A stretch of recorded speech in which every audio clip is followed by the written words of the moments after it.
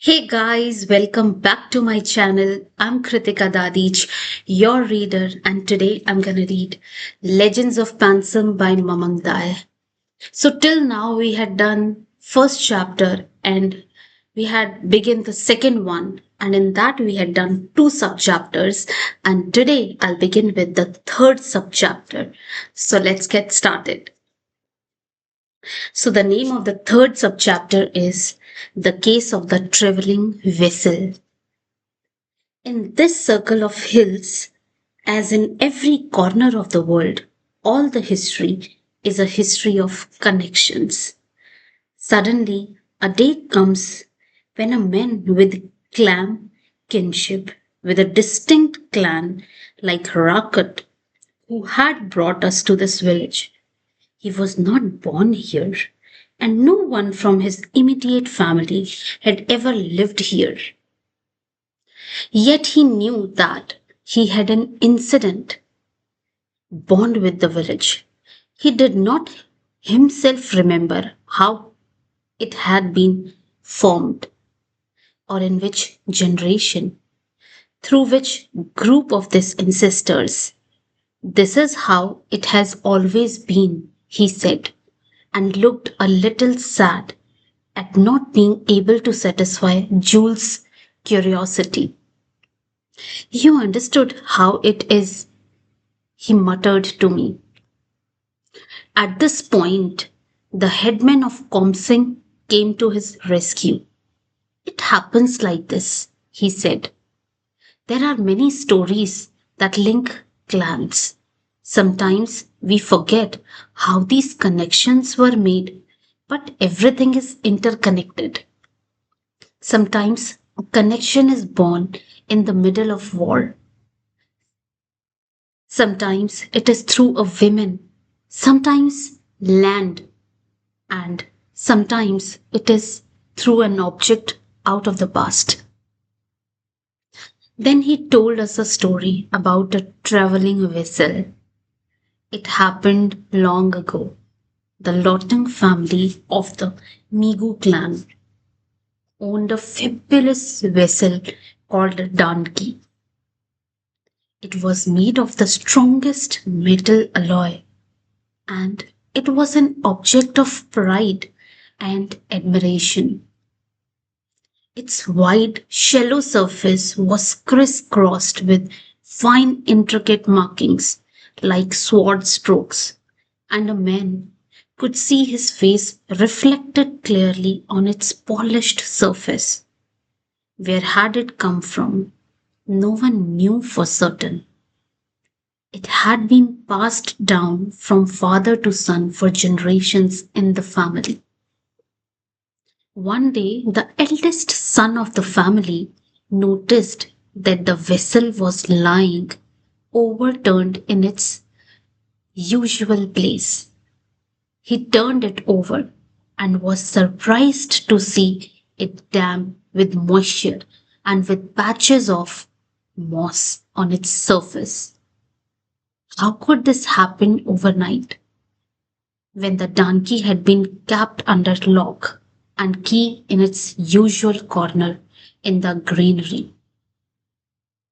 From this time, he began to inspect the granary every morning and found the vessel always overturned and filled. Now, with moist leaves and twigs. What surprised him most was that the leaves found in the donkey were of a bamboo that did not grow in the vicinity at all, but came from the small, knotted, slow growing variety of the hills far to the north of the village. Being a superstitious man, he began to leave the vessel outdoors.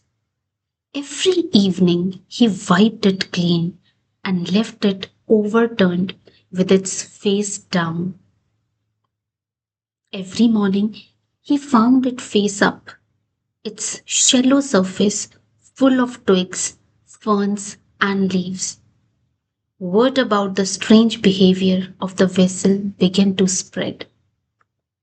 Many people came to visit the family and inquired about the strange phenomenon. But every time they went to the place where the donkey was kept, it was found missing. It seemed that the vessel was teasing them, playing hide and seek, till the son realized that the donkey showed itself only to member of his clan. At this time, the Migu clan became prosperous and had many sons and daughters who married well, made a name for themselves, and settled in faraway places. And so the donkey came to be cherished as an auspicious gift from the gods. When the owners held it up and tapped it, the vessels vibrated and tinkled like a bell, and they came to associate the sound with their good fortune. It was shortly about the earthquake, some 200 years ago, that the Lawton family woke one morning to find that the famous vessel had split in two. The two broken halves of the donkey had lost all their shine and turned a dull iron grey, and each half was heavier than what the intact vessel had ever weighed. The family soaked the two halves in the cleanest spring water, scrubbed and washed them with ash and the froth of the soap nut, but nothing could bring back the old luster. Immediately afterwards, people say the two halves of the donkey disappeared and the fortune of the Migu clan began to decline. They became poor in sons.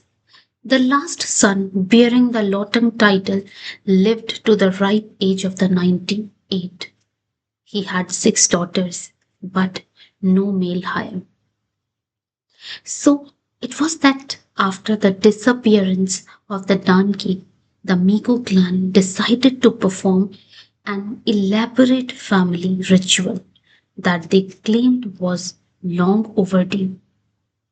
They felled the tallest tree and brought a hive of wild ants from the forest. The tree was a symbol of strength, and the ants symbolized fertility and the birth of many sons. A famous Miri was called from the mountain in the north, but word reached them that he was away in a village close to the high passes. Since the rituals could not wait, the family called another shaman from a village, 2 days' journey to the east. He was a small, youngish man who did not impress anyone at first. But when he began to intone the prayers, the women said his voice was delicate and sweet, like honey.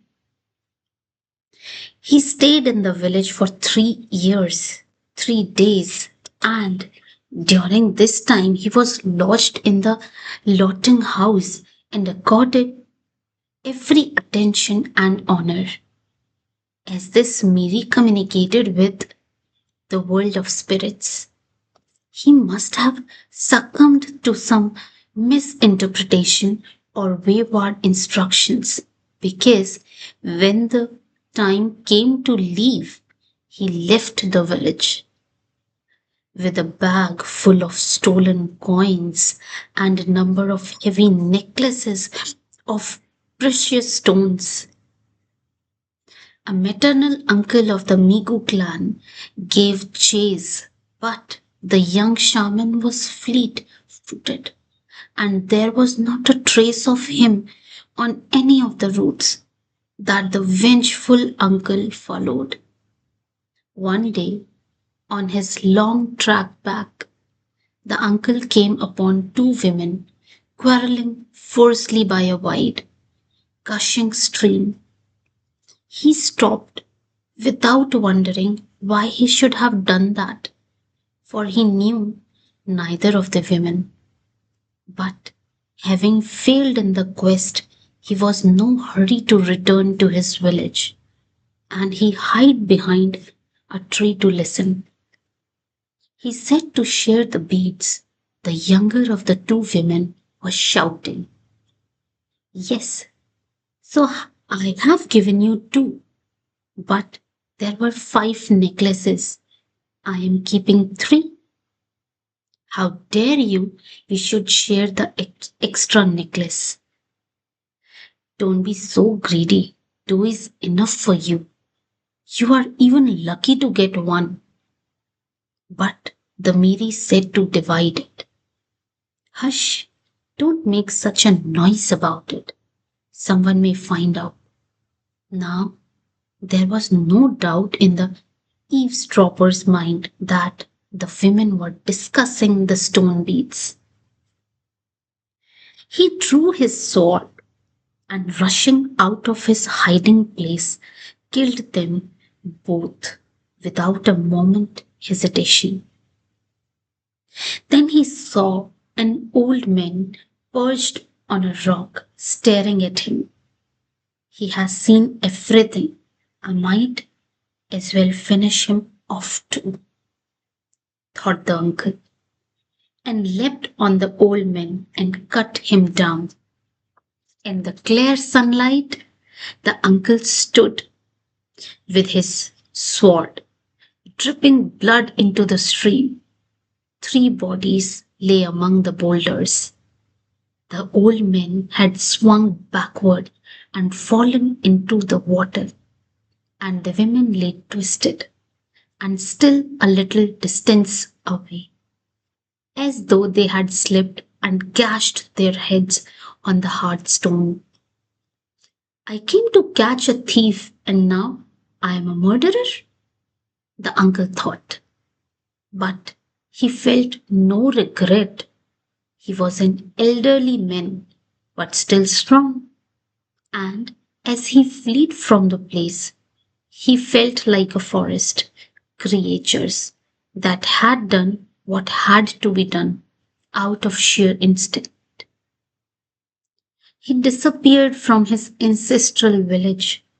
It was many years later that the Migu clan discovered that he had reached the village of Sairam in the Dium group, the home of the Rakat's forefather.